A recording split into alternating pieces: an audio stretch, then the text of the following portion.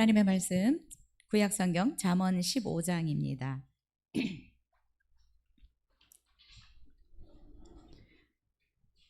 잠언 15장 1절부터 4절까지 우리 함께 읽겠습니다. 구약성경 잠언 15장 1절부터 4절까지 같이 읽겠습니다. 시작. 유순한 대답은 분노를 쉬게 하여도 과격한 말은 노를 격동하느니라. 지혜 있는 자의 혀는 지식을 선히 베풀고 미련한 자의 입은 미련한 것을 쏟느니라. 여호와의 눈은 어디서든지 악인과 선인을 감찰하시느니라. 온순한 혀는 곧 생명나무이지만 패역한 혀는 마음을 상하게 하느니라. 아멘. 오늘 이기는 자가 되려면 우리 30번째 시간으로 지혜로운 말에 대해서 함께 말씀 나누겠습니다.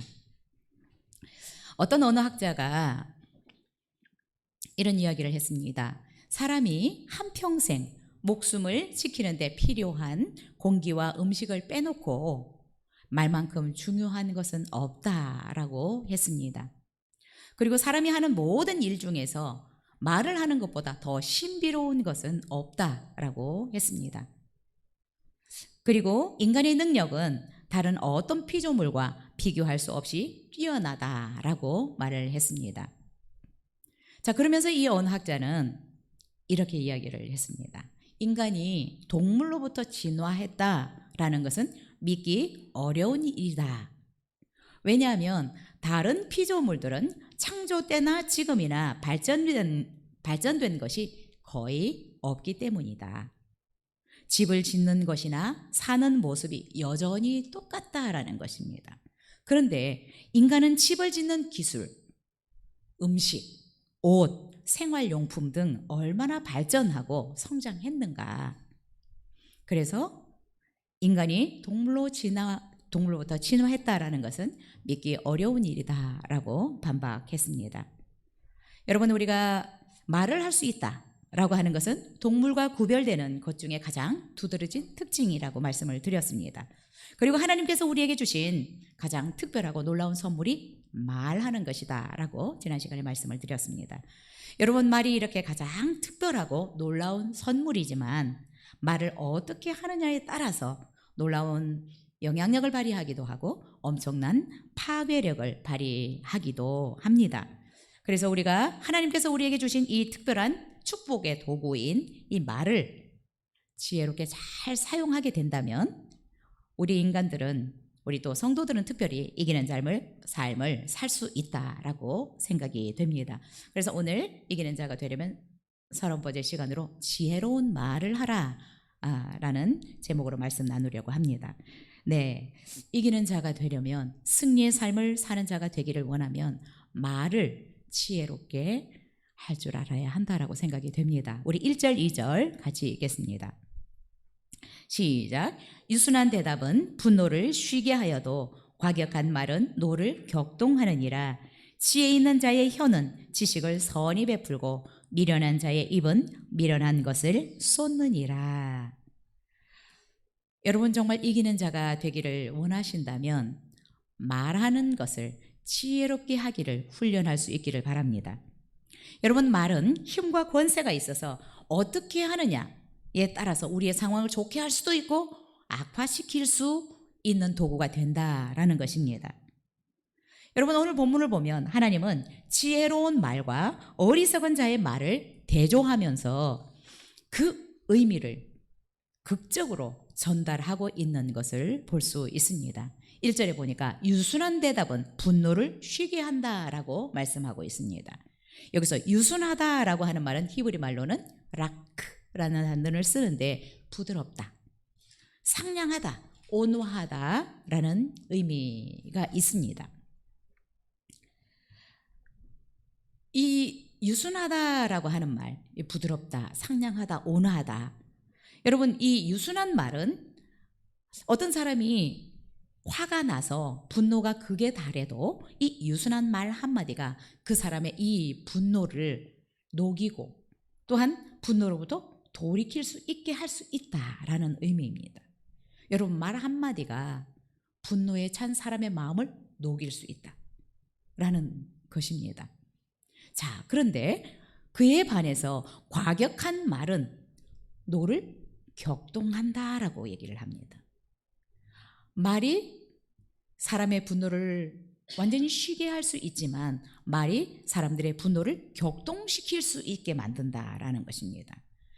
자, 과격한 말은 노를 격동한다라고 얘기를 하는데, 과격하다라고 하는 말은 우리가 생각하는 단순한 어떤 거칠고 험한 말이라기보다는 상대방의 마음에 상처를 주고 고통을 주는 말이다라고 생각할 수 있습니다.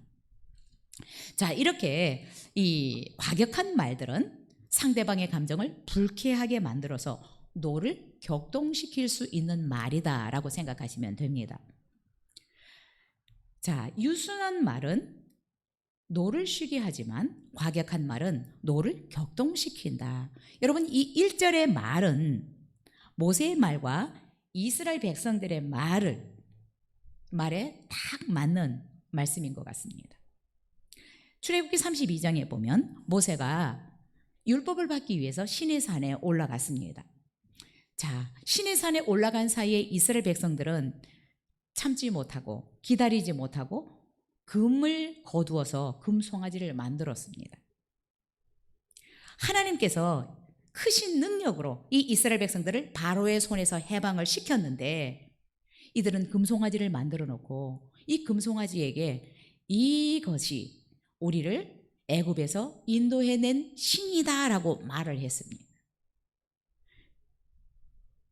여러분, 하나님께서는 지금 모세와 대면하고 있는데 이스라엘 백성들이 금송아지를 만들어 놓고 이것이 우리를 애굽에서 인도해낸 신이다라고 하는 이 말을 들었습니다.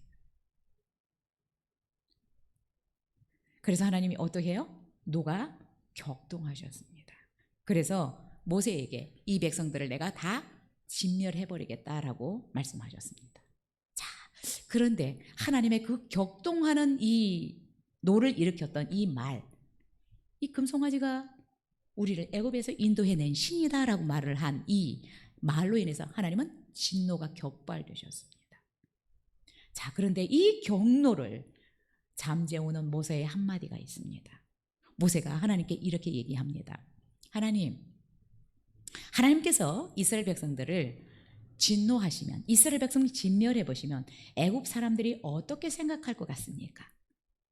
애굽 사람들이 하나님을 향해서 이렇게 말할 것입니다. 자기 백성을 산에서 죽이고 지면에서 진멸하려는 악한 의도로 애굽에서 해방시켰다라고 말할 것입니다. 그러자 하나님은 이 모세의 이 말 한마디에 이스라엘 백성들을 향해서 진노하지 않는 것입니다. 여러분, 우리의 말 한마디가 사람의 분노를 잠재울 수도 있고 격동시킬 수 있다라는 것입니다. 여러분, 우리의 말은 사람들의 분노를 그치게도 하지만 하나님의 분노를 그치게도 할 수 있습니다. 이렇게 말이 중요합니다. 여러분이 그동안에 어떤 말들을 많이 해왔을지 여러분의 언어 생활을 좀 돌아볼 수 있으면 좋겠습니다. 우리의 말 한마디가 하나님의 마음을 바꿀 수 있습니다. 우리의 말 한마디가 하나님을 격동시킬 수도 있습니다. 하나님의 진노를 일으키게 만들 수도 있습니다.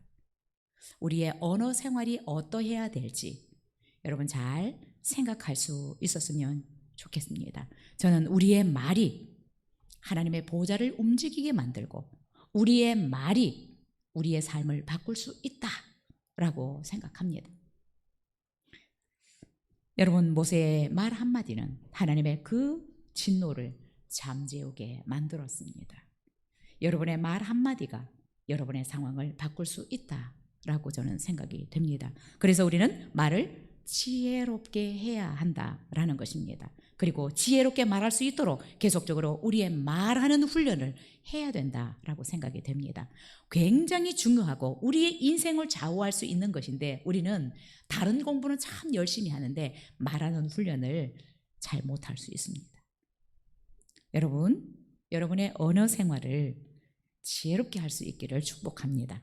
그래서 하나님의 진노도 잠재울 수 있고 또 여러분을 향해서 진노하는 사람들의 마음도 녹일 수 있는 그런 말들을 할 수 있어서 인생을 승리하면서 또한 풍요롭게 탁월하게 이기는 자의 삶을 살아갈 수 있기를 축복합니다. 2절에 보니까 이렇게 말씀하고 있습니다. 같이 읽겠습니다. 시작. 지혜 있는 자의 혀는 지식을 선히 베풀고 미련한 자의 입은 미련한 것을 쏟느니라. 자, 지혜로운 자는 혀를 선하게 쓴다라고 얘기를 하고 있습니다. 지식을 선히 베푼다. 자, 지식을 선히 베푼다라고 하는 말은 자신이 살아오면서 배우고 경험하고 깨달은 지식들을 베풀어 주면서 자신은 물론 타인에게도 유익을 주고 기쁨을 주는 말들을 의미합니다. 자, 저는 이 말씀을 통해서 딱 떠오르는 사람이 사도 바울이었습니다. 그가 경험한, 그가 배운, 그가 깨달은 모든 것들을 사람들을 가르치는데 사용했습니다. 그 지식을 선하게 베푸는데 최선을 다했던 사람이 사도 바울입니다. 그가 습득한 모든 것들을 동원해서 복음을 전하는 일에, 지식을 가장 선하게 베푸는 일에 충성스럽게 임했던 사람이 사도 바울입니다. 여러분, 우리는 우리가 배우고 경험한 것들, 깨달은 것들을 나만을 위해서가 아니라 타인의 유익을 위해서 나누어 줄 수 있어야 한다라고 저는 생각이 됩니다. 우리가 배운 것들, 우리가 깨달은 것들, 이런 것들을 타인의 유익을 위해서 사용할 때 그것이 가장 선하고 가치 있는 일이라고 생각이 됩니다. 그래서 잠언 16장 24절에도 선한 말은 꿀송이 같아서 마음에 달고 뼈에 양약이 되느니라 라고 말씀하고 있습니다. 그런데 어떻습니까? 2절에서 미련한 자의 입은 미련한 것을 쏟느니라 라고 말씀하고 있습니다. 자, 미련한 자의 입은 미련한 것을 쏟아낸다. 네, 이런 느낌이 들어요. 미련한 자는 입을 벌리자마자 미처 막을 사이도 없이 그 입에서 미련한 말들, 악한 말들이 쏟아져 나온다라는 것입니다. 여러분, 이 미련한 말들은 자신을 죽이는 말들, 타인을 죽이는 말들이라고 볼 수 있습니다. 부정적이고 더럽고 거짓말 같은 이런 말들. 여러분, 미련한 말들은 따지고 보면 결국 자기 자신을 죽이는 말들, 타인을 죽이는 말들이라고 볼 수 있습니다. 여러분, 10명의 정탐꾼들이 하는 말들이 미련한 말들입니다. 결국 그들의 말에 의해서 그들은 죽임을 당하고 맙니다. 이스라엘 백성들은 출애굽한 후에 입을 벌리면 하나님을 대적하고 불평하고 원망하는 말들을 쏟아냈습니다. 결국 어때요? 그들의 이 미련한 말들 때문에 그들은 광야에서 사막에서 다 죽었습니다. 여러분 생각해 보십시오. 우리의 이 미련한 말들이 우리의 가족들을 얼마나 죽이고 있는지 몰라요. 우리의 자신들을 얼마나 죽이고 있는지 몰라요. 여러분, 자꾸 여러분이 못났다라고 말하지 마십시오. 아, 나는 머리가 좋지 않다라고 자꾸 부정적으로 말하지 마십시오. 나는 뭐를 못한다고 자꾸 부정적으로 말하지 마십시오.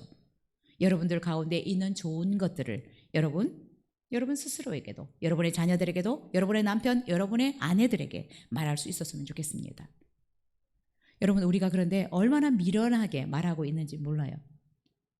가장 살리고 축복해야 될 우리 가족들을 우리의 말로 죽입니다.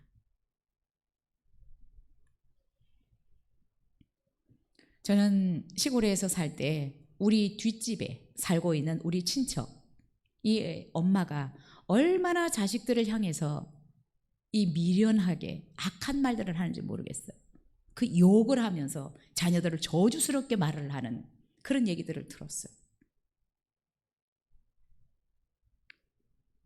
여러분, 요즘 사람들, 특별히 코로나 시대를 지내오면서 많은 사람들이 너무 쉽게 화를 내고 말도 거칠고 악하게 말을 하는 것 같아요. 우리가 각박한 사회에서, 특별히 경쟁 사회에서 살아가기 때문에 이렇게 말이 거칠고 또 악하게 말을 할 수도 있다라는 생각이 드는데요. 여러분, 이런 경쟁 사회에서 살아가면서 사람들이 칭찬과 격려에 너무 목말라 살아가고 있습니다. 여러분의 남편이, 여러분의 아내가, 여러분의 자녀들이, 여러분의 부모님들이 칭찬과 격려에 너무 목말라서 말이 미련한 말들이 많아요. 거친 말들이 많이 있습니다. 왜 그래요? 칭찬과 격려의 말을 못 먹어서 그래요.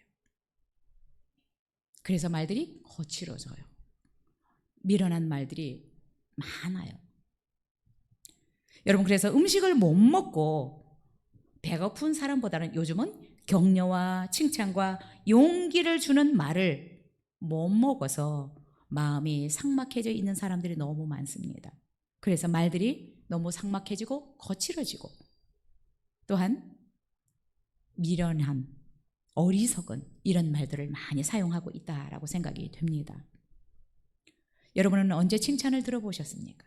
언제 여러분 격려의 말을 들어보셨습니까? 언제 여러분 누군가로부터 용기의 말을 들어보셨습니까? 우리가 이런 말을 많이 못 듣기 때문에 우리의 마음이 삭막해져서 우리의 말도 점점 거칠어지고 삭막해지고 과격해집니다. 다른 사람들을 칭찬하는 말을 하지를 못합니다. 마크 트웨인이라는 사람이 이런 말을 했습니다. 멋진 칭찬을 들으면 그것만 먹어도 2달을 살 수 있다라고 얘기했습니다. 칭찬은 바다의 무법자 범고래도 춤추게 합니다. 저는 우리 성도님들이 교회에서만 아니라 여러분의 가정에서 또한 여러분의 직장에서 자녀들을, 동료들을 칭찬하고 격려하고 용기를 주는 말들을 많이 할 수 있었으면 좋겠습니다. 여러분, 우리가 다른 사람을 칭찬하고 용기를 주는 말들을 할 때 먼저는 내가 살아납니다. 내가 행복해집니다. 내 삶이 달라집니다. 지난 시간에도 말씀드렸던 것처럼 여러분, 우리의 말을 바꿔야 합니다. 집안에서부터. 여러분, 뭔가 좋은 것들이 안 보이는 것 같아도 여러분 관찰하셔서 칭찬하는 말들, 용기를 주는 말들, 정말 2달 동안 밥을 안 먹어도 행복해질 수 있는 말들을 여러분이 하실 수 있었으면 좋겠습니다. 우리 4절을 한번 읽을까요? 시작. 온순한 혀는 곧 생명나무이지만 패역한 혀는 마음을 상하게 하느니라. 여러분, 온순한 혀는 생명나무이지만 패역한 혀는 마음을 상하게 하느니라 라고 말씀하고 있습니다. 온순하다라고 하는 말은 위로하다, 진정시키다 라는 의미가 있습니다. 이 히브리 말로는 마르페라는 단어를 쓰는데 이 말은 치료, 건강이라는 의미가 있습니다. 그래서 온순한 혀는 남의 아픈 마음을 위로해주고 슬픈 마음을 진정시켜주는 말들을 온순한 혀, 온순한 말이다라고 볼 수 있습니다. 그래서 여러분, 이 온순한 말, 온순한 혀는 사람들의 아픈 마음을 위로해주고 또는 상처를 치료해주기 때문에 오늘 본문에서는 생명나무와 같다라고 표현하고 있습니다. 여러분, 생명나무란 결국 죽은 생명을 살리는 말을 이야기를 하고 있습니다. 생명나무라는 말은 결국 죽은 생명을 살리는 말들을 의미합니다. 여러분, 우리의 말 한마디가 죽어있는 사람을 살릴 수 있습니다. 누군가로부터 부정적인 말들을 들어서 여러분 죽어가는 사람들이 많이 있습니다. 꿈을 잃어버린 사람들이 있습니다. 꿈을 접고 죽으려고 하는 사람들이 있어요. 말 한마디 때문에. 그러나 여러분, 우리가 말 한마디를 잘하면 슬픔에 잠겨있고 용기를 잃었던 사람들이 새로운 생명을 얻고 여러분 살아나는 일들이 있습니다. 저는 우리 성도님들이 살리는 말들을 많이 하실 수 있었으면 좋겠습니다. 내 말을 들었을 때 살고 싶고 뭔가를 더 열심히 하고 싶고 새로운 꿈을 향해서 달려가고 싶은 그런 말들을 우리 가정에서부터, 우리 교회에서부터, 내가 있는 직장에서부터 계속적으로 말할 수 있었으면 좋겠습니다. 여러분, 칭찬의 말을 많이 하십시오.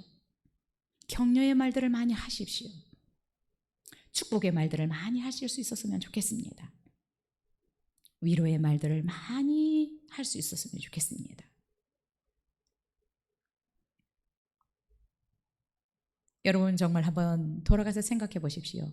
내가 정말 2달 동안 밥을 안 먹어도 살만 나르는 말을 언제 들어봤던가? 내가 칭찬의 말을 언제 들어보고 안 들어봤던가? 또한 내가 이런 격려의 말, 위로의 말을 언제 해보고 안 했던가? 돌아볼 수 있었으면 좋겠습니다. 온순한 혀를 가진 대표적인 신약의 인물을 꼽으라면 바나바라는 사람을 꼽을 수 있을 것입니다. 여러분, 우리가 상황이 좋기 때문에 이 온순한 말을 하는 것은 아닌 것 같습니다. 자, 초대교회 상황을 보면 정치적으로는 나라가 없이 로마의 통치를 받던 시대입니다. 사회적으로는 경제적인 많은 어려움을 겪고 있는 상태에 있었습니다. 종교적으로는 예수를 믿는다는 것으로 핍박과 위험을 당하면서 살아가고 있었습니다. 그런 상황에서도 바나바는 사람들을 위로하고 격려하고 용기를 주는 말들뿐만 아니라 그런 삶을 살았던 사람입니다. 그래서 바나바라는 이름은 아람어인데 위로의 아들, 선지자의 아들이라는 뜻을 가지고 있습니다. 그래서 사도행전을 기록한 이 누가는 바나바의 뜻을 권위자라고 해석을 하였습니다.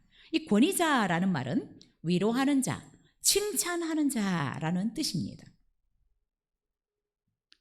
자, 그런데 여러분, 이 권위자라는 말은 스스로가 이름을 붙인 것이 아닙니다. 사도들이 바나바에게 붙여준 별명입니다. 사도행전 4장 36절에 보면 사도들이 바나바를 위로의 사람, 권위자라고 별명을 붙여준 것입니다. 자, 그런데 바나바는 사도가 아니었습니다. 그렇죠? 그리고 7명의 집사라고 하는 집사도 아니었습니다. 그런데 초대교회에서 사도들이 바나바에게 권위자라는 별명을 붙여준 것입니다. 자, 그 별명을 붙여준다라고 하는 것은 그 사람의 특징을 살려서 그 사람에게 별명을 붙여주는 것이 보통 예입니다. 사도들이 바나바에게 권위자, 위로자라는 별명을 붙인 것은 그가 사람들을 위로하고 칭찬하고 용기를 주는 삶을 살았기 때문에 사도들이 붙여준 별명입니다. 여러분, 바나바는 대표적으로 자, 사도 바울이 예수님을 만나는데 핍박하던 사람이 예수를 만나니까 그 사람을 대부분 사도들도 인정하지 않으려고 했습니다. 그런데 바나바는 고향 다소에 가 있는 바울을 찾아가서 안디옥 교회로 데리고 와서 함께 사역을 하도록 격려한 사람이고 이 사람을 인정해 준 사람이고 용기를 내서 복음을 전할 수 있도록 힘을 준 사람입니다. 그래서 성경은 바나바를 착한 사람이요 믿음과 성령이 충만한 사람이다 라고 표현하고 있습니다. 여러분, 우리가 이런 바나바와 같은 말을 많이 했으면 좋겠습니다. 지금 우리가 너무 긴장하고 있고, 그죠? 너무 또 경쟁 사회에서 각박하게 살아가고 있지만 우리의 말이 바나바처럼 위로하고 격려하고 칭찬하고 세워주고 살려주는 이런 말들을 많이 하는 우리 성도님들이 되었으면 좋겠습니다. 우리 집사님의 말을 들었을 때, 우리 장로님들, 우리 권사님들의 말을 들었을 때 2달 동안 밥을 안 먹어도 입이 귀에 걸리는 이런 말들을 우리가 많이 할 수 있었으면 좋겠고요. 여러분, 이런 말들을 하기가 약간 낯간지러울 때가 있을 수 있을 것입니다. 그러나 여러분, 우리가 연습했으면 좋겠어요. 집안에서부터 여러분 자녀들에게 그런 말들을 많이 할 수 있었으면 좋겠습니다. 그래서 여러분이 이제 직장에 가서도 살리는 말들, 격려하는 말들, 정말 사람들에게 용기를 주는 말들, 이런 말들을 많이 해서 정말 직장에 나오기가 행복한 그런 직장의 분위기를 만들어낼 수 있었으면 좋겠다라는 생각이 듭니다. 여러분, 우리는 무의미하고 가치 없고 사람을 죽이고 이런 말들을 하기보다 정말 살려내고 용기를 주고 선한 말들, 가치 있는 말들을 많이 했으면 좋겠다라는 생각이 듭니다. 여러분, 이런 말들을 한번 해보십시오. 그러면 가장 먼저 여러분이 행복해질 것이라고 생각이 됩니다. 여러분의 삶이 달라질 것이라고 믿습니다. 여러분, 이 세상에서 가장 가치 있고 아름다운 말들은 저는 생명을 살리는 말이 아닐까, 사람을 살리는 말이 아닐까라는 생각이 듭니다. 여러분, 우리가 교회 안에서 참 사랑을 얘기하지만 너무나 많은 죽이는 말들을 많이 합니다. 마이크로소프트사가 사실을 회사 내에서 이런 말들을 많이 한 것 같아요. 너무 총을 사내에서 서로를 향해서 겨누었다라고 얘기를 합니다. 경쟁을 사내에서부터 하니까 여러분, 이 마이크로소프트사가 어떻게 성장할 수 있겠습니까? 그런데 새로운 회장이 되면서 분위기가 완전히 바뀌었대요. 어떻게 하면 내가 이 사람을 성공시킬 수 있을까? 내가 어떻게 하면 이 사람을 성공시키는데 기여할 수 있을까? 분위기가 바뀌어졌다라고 얘기를 합니다. 여러분들도 한번 생각해 보십시오. 내 말로, 내 기도로, 내 옆에 있는 우리 성도님들이 어떻게 하면 성장될 수 있을까? 성공할 수 있을까? 우리의 교회 분위기는 우리가 만들어 가야 합니다. 저는 우리 성도님들이 정말 우리 성도님들을 살리는, 우리 자녀들을 살리는, 우리 부모님들을 살리는, 남편을 살리고 아내를 살리고 살리는 말들을 할 수 있었으면 좋겠습니다. 제가 남편들의 흉보는 이야기를 참 못하게 합니다. 어떨 때 가끔 우리 지도자님들이 남편 얘기를 하면 못하게 해요.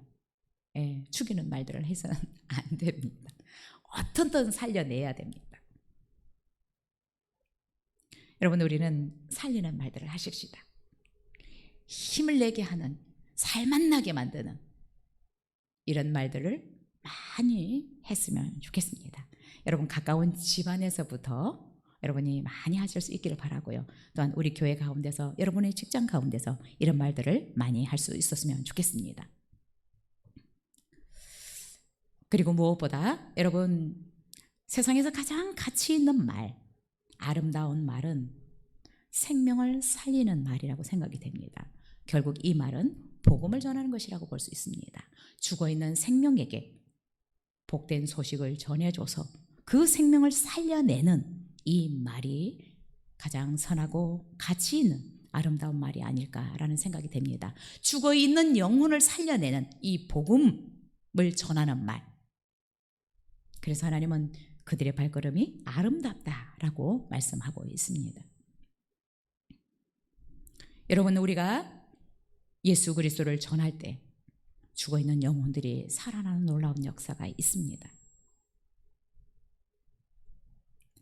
바나바를 통해서 세움을 받았던 이 사도 바울은 생명을 살리는 이를 위해서 목숨을 내어놓았던 사람입니다.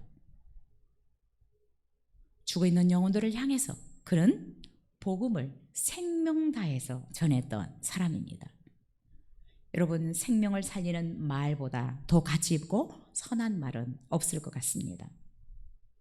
우리가 이 생명을 살리는 말, 복음 전하는 말들을 또한 그 어떤 것보다 잘 할 수 있기를 바라고요. 가장 기쁘게 할 수 있었으면 좋겠습니다. 자, 후반절에 보니까 패역한 혀는 마음을 상하게 한다라고 얘기를 하고 있습니다. 이 패역한 혀, 패역하다라고 하는 말은 파괴한다, 악용하다, 곡해하다라는 그런 의미가 있습니다. 패역한 말은 결국 악의가 있는 말, 곡해하는 말, 험담하는 말, 무시하는 말, 더러운 욕이라고 할 수 있겠습니다. 자, 이런 말들은 마음을 상하게 한다라고 얘기를 하고 있는데, 이 상하게 한다라고 하는 말은 부순다, 깨뜨린다, 박살을 낸다라는 의미가 있습니다. 여러분, 우리가 곡해하는 말들, 험담하는 말들, 더러운 말들, 이런 것들은 사람을 결국 무너뜨리고 부수고 박살내는 그런 역할을 한다라는 것입니다. 패역한 말은 결국 사람의 마음을 파괴하고 더 나아가서는 영혼까지 상하게 하는 파괴력이 있습니다. 말로 인해서 상처를 받으면 오랜 시간 동안 괴로워할 수 있습니다. 그래서 결국 이런 말들은 영혼에까지 파괴적인 영향을 줄 수 있습니다. 근데 여러분, 우리가 때때로 우리를 보면 내 마음은 그렇지 않은데 말이 비뚤게 나가는 경험을 하셨을 것입니다. 물론 우리가 마음의 훈련이 잘 안 되어서 이 말이 삐뚤어지게 나가지만, 여러분, 그래서 우리는 이 혀를 잘 길들이면 된다라고 생각이 됩니다. 지난 시간에도 우리가 혀를 잘 길들여야 된다라고 얘기를 했는데, 여러분, 동물들도 계속해서 길을 들이니까, 훈련을 하니까 여러분 상상할 수 없는 쇼들을 해내고 연기들을 해냅니다. 우리도 때때로 우리의 마음에 죄악들이 있어서 말이 비뚤게 나오지만, 그러나 우리의 혀를 훈련하면 여러분, 우리의 말로 인해서 상처를 주는 것이 아니라 살려낼 수 있는 이런 선한 말들을 해낼 수 있다라고 생각이 됩니다. 여러분, 그래서 우리는 지혜로운 말, 선한 말, 사람을 살리는 말을 할 수 있도록 우리의 이 혀를 훈련시켜야 한다라는 것입니다. 하나님은 그의 자녀들이 지혜로운 말들을 하기를 원하십니다. 그래서 우리에게 이렇게 비교하면서 이 말의 중요성을 우리에게 지금 가르쳐주고 있는 것입니다. 여러분, 우리가 이 말만 잘해도 어딜 가든지 사랑받을 수 있습니다. 말만 잘해도, 말만 좀 예쁘게 해도 사랑받을 수 있고 인정받을 수 있습니다. 뿐만 아니라 여러분, 말 한마디 잘하면 천냥빚을 갚을 수 있는 것처럼 많은 혜택을, 유익을 얻을 수 있습니다. 그래서 무엇보다 여러분이 사랑받기를 원하신다면, 인정받기를 원하신다면 말하는 훈련을 열심히 할 수 있기를 바랍니다. 말 한마디가 천냥빚을 갚을 수 있고요, 말 한마디가 하나님의 노를 쉬게 할 수 있습니다. 지혜롭게 말하는 훈련을 우리 모든 성도님들이 함께 할 수 있었으면 좋겠습니다. 여러분, 말하는 훈련을 잘하면 기도의 효과가 달라집니다. 저는 기도하면서 종종 느끼는 것이, 말 한마디가 천냥 빚을 갚을 수 있구나, 하나님의 그 능력을 내 삶에 끌어올 수 있구나라는 것을 너무나 많이 체험했어요. 그래서 중요한 게 뭔 줄 아세요? 우리가 사람을 칭찬하고 격려하는 말 되게 중요하지만 하나님이 우리로부터 칭찬받는 말을 너무너무 원하십니다. 너무 하나님을 인정하지 않아요. 그래서 우리가 찬양을 통해서 하나님이 어떤 분이, 하나님이 광대하십니다, 전능하십니다, 이런 고백들을 여러분 많이 하실 수 있기를 바랍니다. 꼭 찬양이 아니어도 우리가 말로 할 수 있어요. 하나님 짱이에요. 하나님이 최고입니다. 여러분, 하나님을 칭찬을 많이 하셔야 돼요. 하나님이 너무 칭찬에 목말라 있어요. 그래서 구약 성경에서 강조하는 말이 뭐예요? 내가 너희를 애굽 땅 종되었던 곳에서 인도해낸 여호와다. 너무 안 알아줘요. 여러분, 사람도 칭찬하지만 하나님을 칭찬하는 말, 그래서 이거는 우리가 프레이즈라고 하는, 하이 프레이즈라고 하는 이 찬양을, 하나님을 칭찬하는 찬양들을 말을 합니다. 그래서 우리가 찬양도 여러 종류들이 있는데 하나님을 칭찬하는 찬양이 하이 프레이즈, 경배 찬양이라고 하죠. 하나님을 높이는 찬양. 여러분, 이런 찬양을 들으면 하나님이 달려오십니다. 가만히 못 계셔요. 사도 바울은 빌립보 감옥에서 하나님을 찬양하고 기도하기 시작했더라. 이 기도도 역시 하나님을 찬양하는 기도입니다. 하나님 잘하셨어요. 감옥에 갇혔는데, 피가 터지도록 맞았는데, 손발이 착고에 채였는데 하나님을 찬양하고 칭찬합니다. 하나님은 땅을 흔드셨습니다. 하나님을 칭찬하는 말을 많이 하십시오. 여러분 삶에 놀라운 일이 일어날 것입니다. 자, 우리가 왜 지혜롭게 말을 하느냐, 해야 되느냐? 두 번째, 말에 대한 하나님의 심판이 있기 때문에 그렇습니다. 여러분, 우리가 말을 하면 다 말인 줄 아는데 심판이 있습니다. 3절을 읽겠습니다. 시작. 여호와의 눈은 어디서든지 악인과 선인을 감찰하시느니라. 여러분, 우리의 뇌가 굉장히 똑똑한 것 같은데 맹점이 있어요. 자, 내가 누군가를 향해서 좋지 못한 말들, 거친 말들, 욕들, 거짓말들, 속이는 말들, 이런 말들을 할 때 내 뇌는 그 말이 누구에게 하는지 모른다라는 거예요. 결국 내가 하는 이 말들은 다 나에게 하는 말들로 인식한다라는 것입니다. 그래서 내가 누군가를 향해서 욕을 하고 거친 말들을 할 때 결국 뇌는 그것을 누구에게 하는지 몰라서 내 몸 안에 좋지 못한 호르몬들을 분출한다라는 것입니다. 그래서 내 몸을 상하고 내 안에 어떤 질병들을 가지고 오게 되는 것입니다. 여러분, 그래서 말은 가장 먼저 나를 망칩니다. 다른 사람보다 가장 먼저 나를 망치는 악한 도구가 말입니다. 그리고 다른 사람을 망칩니다. 다른 사람을 파괴합니다. 다른 사람을 죽입니다. 근데 여러분, 때때로 우리가 이런 악한 말들을 듣고 정말 분이 나서 어떻게 할 줄을 몰라 했는데 그 말을 막을 수도 없고, 근데 여러분, 오늘 말씀은 이 말을 누구도 막을 수 없지만 그러나 하나님이 이 말에 대해서 심판한다라고 말씀하고 있습니다.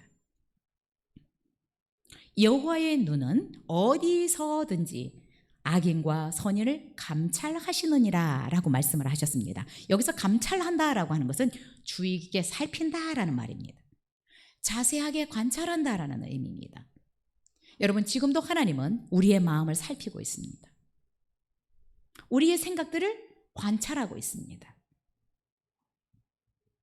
그래서 우리가 말하는 거, 생각하는 거, 행동하는 거 아무도 모른다라고 생각하지만 하나님은 다 알고 계신다라는 것입니다. 여러분, 금송아지를 만들어 놓고 이것이 우리를 애굽에서 인도해낸 신이다라고 하는 말을 하나님은 아셨어요. 들으셨습니다. 지금 모세와 대면하고 있는데 산 밑에서 이스라엘 백성들의 그 말을 하나님은 들으셨습니다. 그리고 그것을 진멸하시겠다라고 말씀하셨어요. 다윗은 이 부분에 대해서 시편 139편에서 하나님이 내 생각도 내 말도 내 모든 것을 다 안다라고 고백하고 있습니다. 왜 알까요? 나를 살펴보고 계시기 때문에 것입니다. 나를 주시해서 관찰하고 계시기 때문에 알고 계신 것입니다. 그래서 139편 1절에서 이렇게 얘기를 합니다. 여호와여, 주께서 나를 살펴보셨으므로 나를 아시나이다. 나의 생각을 밝히 아시오니라고 말씀하고 있습니다. 나의 모든 행위를 익히 아시오니라고 말씀하고 있습니다. 내 혀의 말을 알지 못하는 것이 하나도 없다라고 말씀하고 있습니다. 그래서 다윗은 이렇게 고백합니다. 내가 주의 영을 떠나 어디로 가며 주의 앞에서 어디로 피하리까? 여러분, 다른 사람이 안 본다고, 내 마음과 생각을 모른다고 아무 생각, 어떤 말을 해서는 안 된다라는 것입니다. 왜냐하면 하나님은 내 안에 계시고 어디에나 계시는 무소부재하신 하나님이십니다. 또한 하나님이 계속해서 우리를 살펴보시고 관찰하고 계셔서 우리에 대해서 모르는 것이 없다라는 것입니다. 여러분이 혹시 입 밖으로 내지 않은 생각들, 말들까지도 하나님은 다 알고 계시기 때문에 조심하셔야 됩니다. 왜냐하면 하나님은 감찰하셔서 악한 말과 선한 말들을 심판하시겠다라고 말씀하셨습니다. 여러분, 가수들도 보면 죽음을 예찬했던 노래를 불렀던 사람들은 그의 말대로 다 일찍 죽더라고요.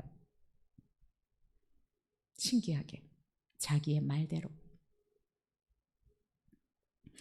마태복음 12장에서도 하나님은 우리에게 말에 대해서 심판하실 것에 대해서 분명히 말씀하셨습니다. 내가 너희에게 이르노니 사람이 무슨 무익한 말을 하든지 심판 날에 이에 대하여 신문을 받으리니 내 말로 의롭다함을 받고 내 말로 정죄함을 받으리라. 여러분, 우리의 말하는 것에 의해서 우리의 삶이 달라지는 것입니다. 내가 어떤 말을 많이 하고 있느냐 들으시고 그렇게 하나님은 행하시는 것입니다. 여러분, 그래서 말이 바뀌어야 합니다. 여러분의 기도가 바뀌어야 합니다. 그러면 여러분의 삶이 달라질 것이라고 믿습니다. 말은 하나님께서 우리에게 주신 축복의 도구입니다. 축복의 도구를 잘못 사용하면 우리를 파괴하는 악한 도구가 됩니다. 우리에게 주신 이 축복의 도구, 말을 여러분 잘 훈련해서 여러분의 삶을 확장시키고 풍성하게 해나가는 축복의 도구로 사용할 수 있기를 바랍니다. 이 시간 기도하겠습니다.